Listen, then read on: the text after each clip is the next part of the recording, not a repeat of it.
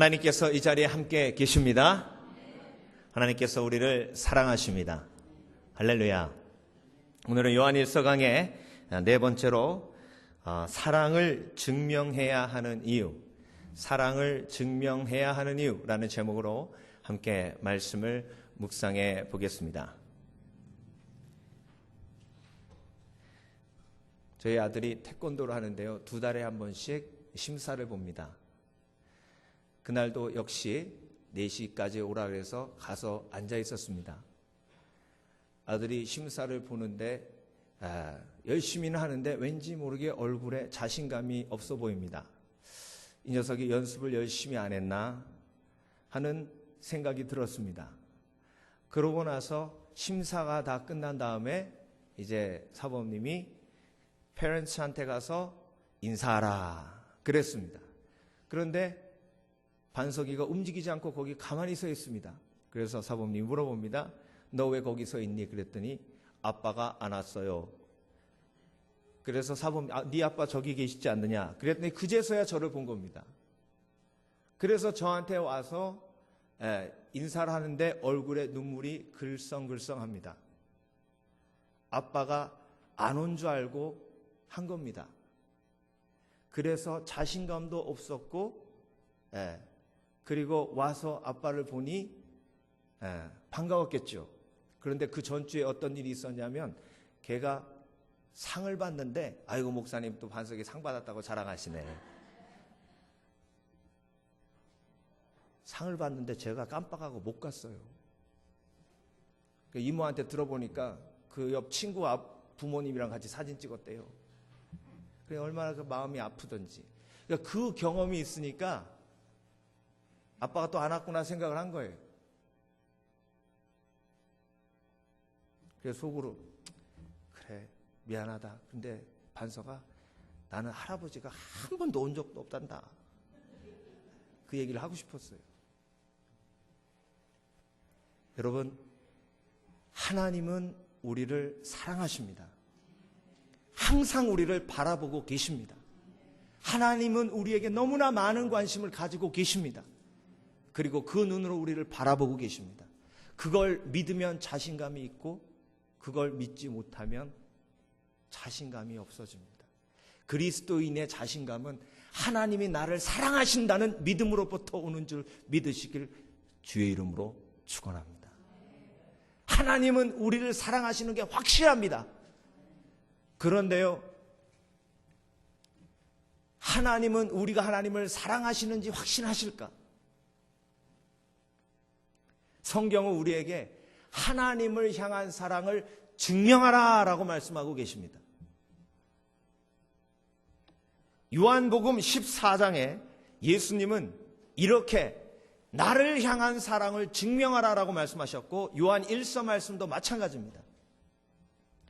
함께 보겠습니다. 요한복음 14장. 나의 계명을 가지고 지키는 자라야 나를 사랑하는 자니 나를 사랑하는 자는 내 아버지께 사랑을 받을 것이요 나도 그를 사랑하여 그에게 나를 나타내리라. 나의 계명을 가지고 지키는 자라야 나를 사랑하는 자니, 즉 내가 계명을 지킴으로 나를 향한 사랑을 증명해 보라라는 말씀입니다. 여러분, 제일 까다롭고 부담되는 질문이 그겁니다. 네가 나 사랑해? 증명해봐. 이거예요. 그러니까 정말 힘듭니다. 특히 남자들. 당신 나 사랑해? 증명해봐. 이러면 진짜 힘들어요. 그래요, 안 그래요? 그 하나님이 우리에게 그 사랑을 증명하라 하셨는데 하나님이 그러면 우리의 사랑을 믿지 못하신다는 겁니까? 아이고 하나님 아시잖아요. 다 아시잖아요. 베드로가 고백했던 겁니다. 아시잖아요. 내가 사랑하는지 왜 자꾸 물어보세요. 부담되게. 그래서 오늘 하나님이 왜 우리에게 사랑을 증명하라고 하셨는지 그 이유를 묵상해 보며 은혜를 나누고자 합니다. 왜 하나님은 부담되게 그렇게 우리에게 사랑하라고, 사랑을 증명하라고 말씀하셨을까? 그런데 중요한 것은요, 사랑을 증명하라 하신 다음에 말씀하시니까 가룟 유다가 툭 튀어나와요. 22절 보겠습니다. 가로신 유다가 가로되 주여 어찌하여 자기를 우리에게는 나타내시고 세상에는 나타내려 아니하시나이까. 예수님은요 온통 사랑과 관계에 관심이 있으신데 가룟 유다는 온통 정치적으로 예수님께서 크게 되실 것만 생각하는 거예요. 일에만 관심이 있습니다. 여러분, 그래서 예수님을 향하며 나아갈 때에 예수님의 일이 아닌 예수님을 사랑하는 마음으로 나가야 될 줄 믿습니다. 그래서 그 아이가 공부를 잘하느냐 못하느냐 보다 내가 그 아이를 사랑하느냐, 그 아이가 나를 사랑하느냐가 더 중요한 거예요. 그러니까 가룟 유다가 옆길로 나가는 겁니다. 그래서 일에 초점을 맞추면요, 관계가 흐트러지기 시작합니다.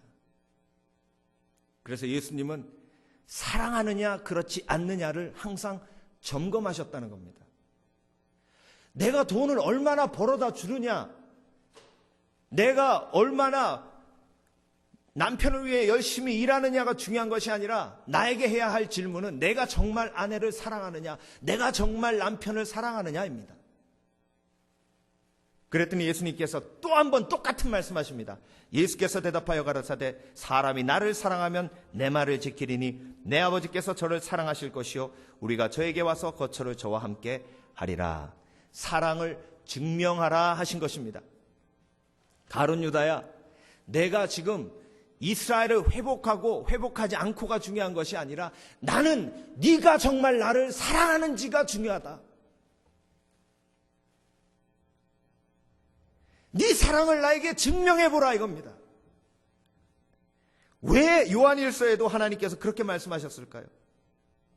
우리가 그의 계명을 지키면 이로써 우리가 저를 아는 줄로 알 것이요 저를 아노라 하고 그의 계명을 지키지 아니하는 자는 거짓말하는 자요 진리가 그 속에 있지 아니하되 누구든지 그의 말씀을 지키는 자는 하나님의 사랑이 참으로 그 속에서 온전케 되었나니 이로써 우리가 저 안에 있는 줄을 아노라.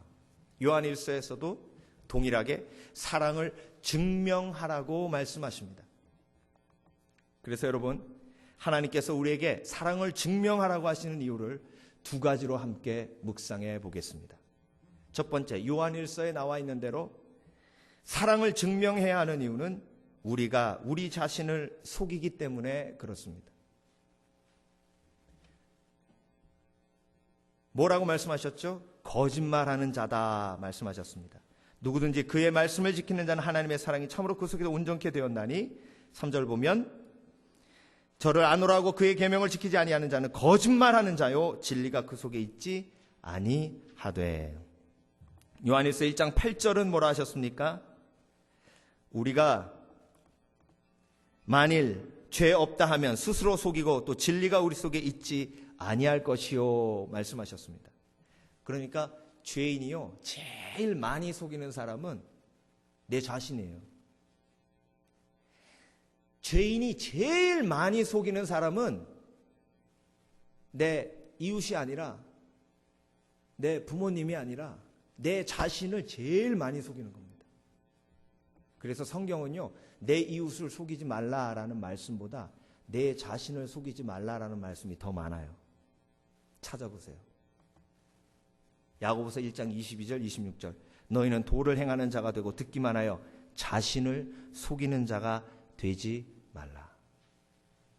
누구든지 스스로 경건하다 생각하며 자기 혀를 제갈먹이지 아니하고 자기 마음을 뭐하면? 속이면. 그래서 내가 내 마음을 속이고 말한다는 것입니다. 그래서요 내가 다른 사람에게 거짓말하지 않으려고 참 많은 노력을 했지만 그것보다 더 중요한 건 내가 내 자신에게 거짓말하지 않는 것이 더 중요하다고 성경은 우리에게 도전하고 계시는 것입니다. 여러분, 베드로가요 예수님 정말 사랑한다 했습니다. 예수님이 고난받으시겠다고 하니까요 베드로가 뭐라 그랬냐면요 예수님 내가 죽기까지 예수님 따르겠습니다. 예수님이 죽으시면 나도 죽고 예수님이 어디에 가시든지 내가 따라가겠습니다. 이게 얼마나 놀라운 사랑의 고백입니까? 그랬을 때 예수님께서 뭐라 그러셨냐면요 네가 오늘 닭 울기 전에 3번 나를 부인하리라. 그게 뭐예요? 너 지금 네 자신을 속이고 있다는 겁니다. 근데 베드로는 자기가 자기 자신을 속이고 있는지 몰랐어요. 근데 언제 알았습니까? 자기가 예수님을 3번 부인하고 닭이 우니까 그제서야 내가 내 자신을 속이고 있었다는 사실을 깨달았습니다. 여러분, 우리는 수시로 우리를 속입니다. 예수님을 사랑하십니까? 예수님을 사랑하십니까? 했을 때, 네, 예수님을 사랑합니다. 그런데 그렇다면 그걸 어떻게 증명하실 수 있겠습니까? 할 말이 없어요. 그래서 자신을 속이는 죄인이기 때문에 그 죄가 드러나야 회개할 수 있기 때문에 하나님은 우리에게 증명하라 하시는 겁니다. 가끔 피곤해서 침대에 푹 쓰러지면요, 집사람이 와서 이렇게 흔듭니다. 이빨 닦았어요? 너무 귀찮아요. 그래서 닦았어. 그러면 해봐요. 그게 뭐예요? 증명해보라 이거죠. 증명해보라는 그 말에 알았어 일어나서 가서 양치질합니다. 아이고 목사님이 뻥치시네.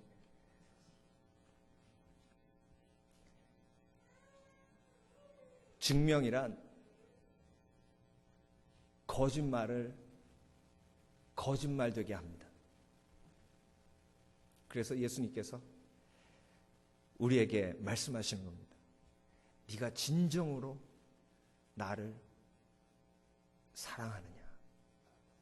그러면 너의 삶을 통해서 증명해보라. 그때 우리가 가져야 할 태도가 바로 베드로의 태도입니다. 닭이 웁니다. 내가 진정으로 예수 그리스도를 사랑하지 않고 있다는 사실을 깨닫습니다. 그리고 회개합니다. 전병우 목사님의 책에 이런 내용의 글이 적혀 있었습니다. 한 장례식에 집도하러 장례식을 가셨는데요. 그 교회에서도 유명한 효자랍니다. 15년 동안 아프신 부모님을 잘 봉양해서 교회 안에서도 참 믿음도 좋고 믿음도 크고 그리고 효자다 이렇게 소문난 가정이었대. 근데 그 가정에 깊이 들어가 보니까 형이 있는데 그 형은 아버지를 1년에 한두 번 찾아올까 말까였답니다. 그런데 가서 장례식을 딱 집례를 하시는데 그 둘째 아들은 울면서 땅을 치면서 이 불효자를 용서해달라고 그러고 1년에 한두 번밖에 안 오는 큰아들은 가만히 있더랍니다. 그래서 목사님이 그걸 보면서 이게 거꾸로 돼야 되는데 왜 이게 이렇게 됐을까 생각을 해보니 회개의 원리가 생각나더랍니다. 아무리 부모님한테 하고 해도 부족한 것 같아서 하나님, 내가 부모님한테 받은 사랑 되돌려 갚기 위해 이렇게 열심히 해도 부족한 것뿐입니다. 이 죄인을 용서하여 주시옵소서라고 매일 회개의 삶을 살았기에 그는 효자가 되었고, 아이고 뭐 1년에 한 번 전화하고 그냥 명절 때 이렇게 고기나 갈비나 몇 짝 보내드리면 되지 부모님도 다 부모님의 삶에 있는 거고 나도 내 삶이 있는 거고 이렇게 생각했던 사람은 회개도 없고 눈물도 없는 겁니다. 그러니까 변화도 없는 거죠. 그렇죠? 그래서 예수님이 사랑을 증명하라고 하시는 건, 내가 내 입으로 정말 나를 사랑한다고 하는데 정말 그러냐? 네가 나를 정말 사랑하지 못하고 있다는 사실을 인정해야, 그래야 내 속에 사랑이 담기기 시작한단다 라는 걸 우리에게 가르쳐 주시기 위해서 자신을 속이고 있는 우리 죄인들에게 깨닫게 하시기 위해서 사랑을 증명하라 하시는 겁니다.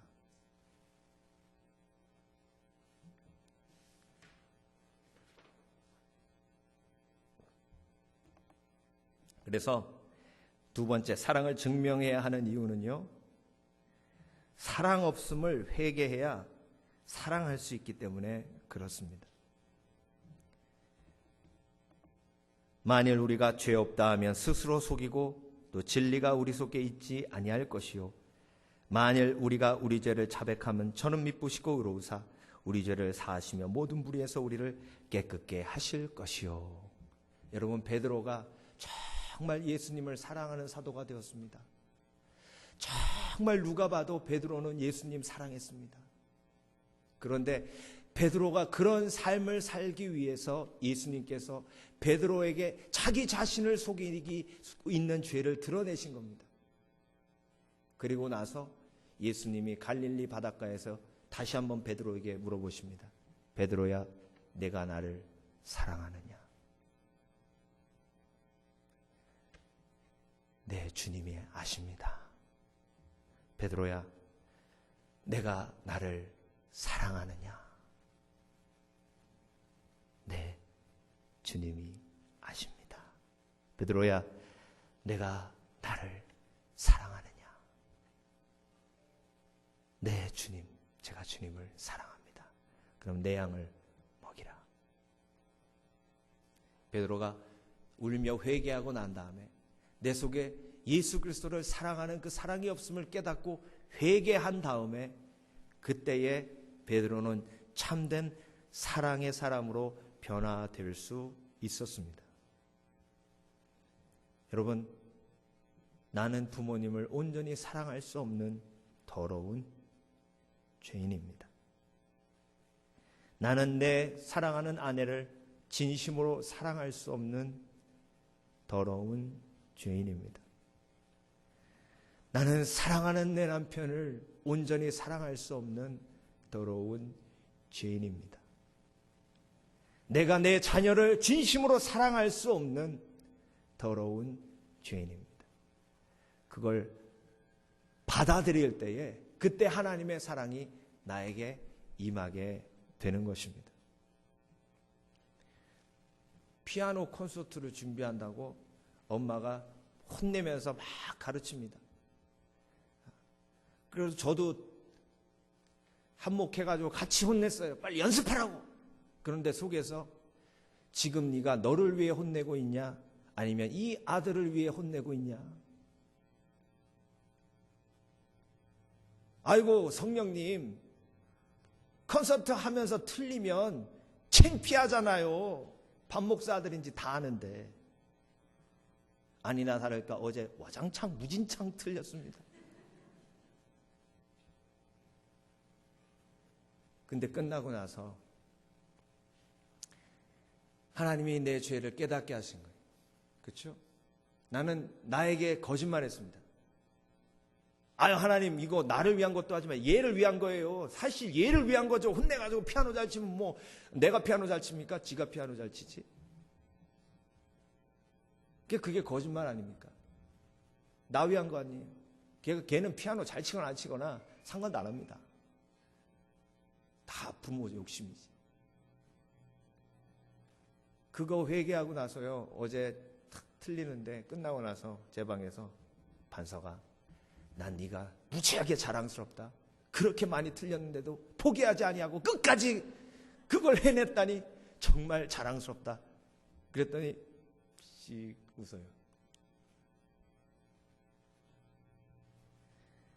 여러분, 그 작은 부분까지 품을 수 없는 사랑 없는 나, 그것을 이기기 위해서 수시로 내 자신에게 거짓말하는 나, 그 거짓말하는 나를 죄인으로 받아들이지 않고 회개하지 않으면 내 삶에 변화는 없는 것입니다.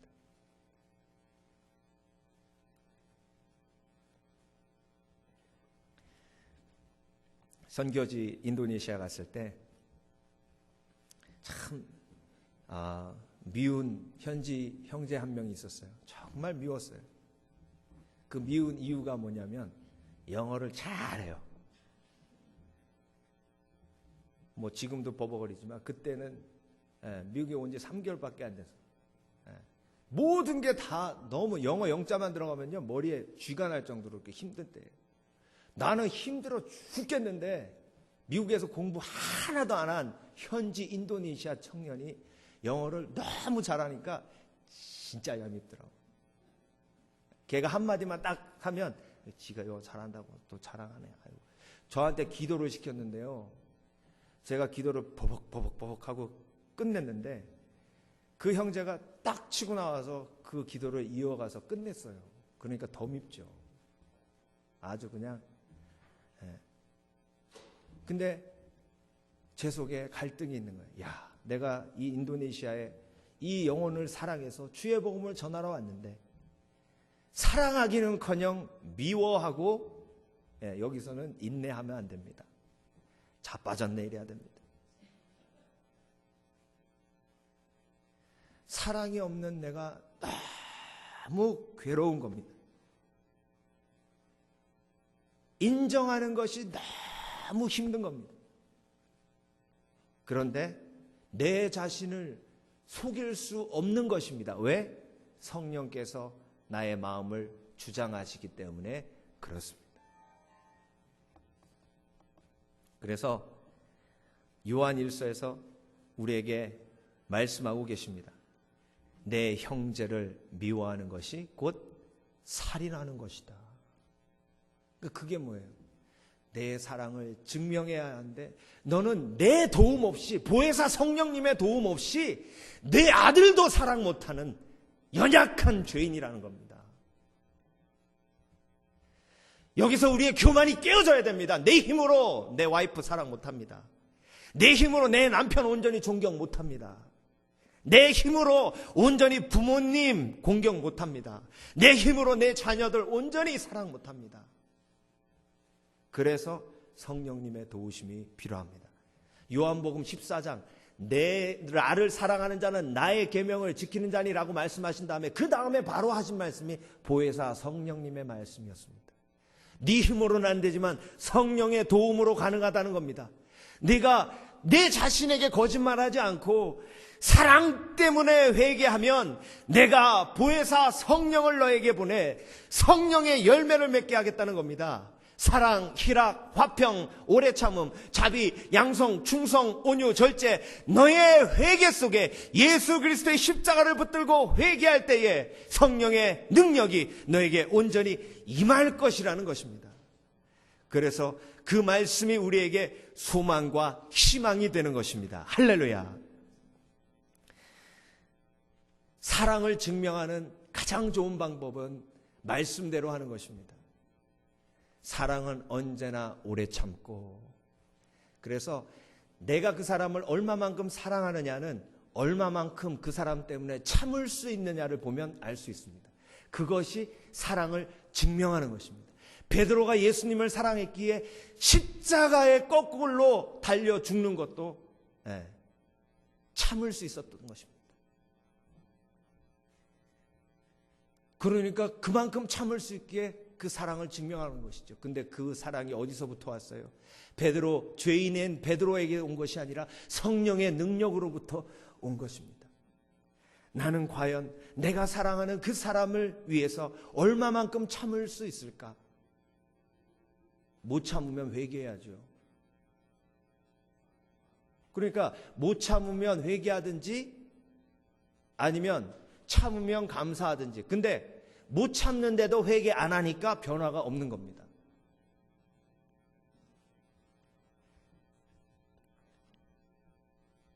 말씀을 마무리합니다. 하나님은 우리에게 사랑을 증명하라 하셨습니다. 사랑을 증명하라라는 부담감을 주시면서까지 우리에게 사랑을 증명하라 하신 이유가 있습니다. 그것은 우리가 우리의 자신을 속이는 죄인이기 때문에 그렇습니다. 자신을 속이는 것을 내려놓고 내가 사랑할 수 없는 죄인이란 것을 받아들일 때에 그때 내 속에서 회개가 터져 나오는 것입니다. 그래서 내가 사랑하는 내 성도들을 위해서 울고, 내가 사랑하는 내 배우자를 위해 울고, 내 부모님을 위해 울고, 내 자녀들을 위해 울고, 내 이웃들을 위해 울 때에, 그때에 사랑 때문에 회개하는 역사가 일어나고, 그때 성령의 도우심이 임하며 내 삶이 변화되어져 가는 것입니다. 여러분, 다시 한번 그 장례식에서 서 있었던 두 아들을 생각해 보시기 바랍니다. 과연 나는 어떤 아들인가? 하고도 울고 있는 아들인가? 아니면 안 하고도 잘났다 서 있는 아들인가? 기도하겠습니다.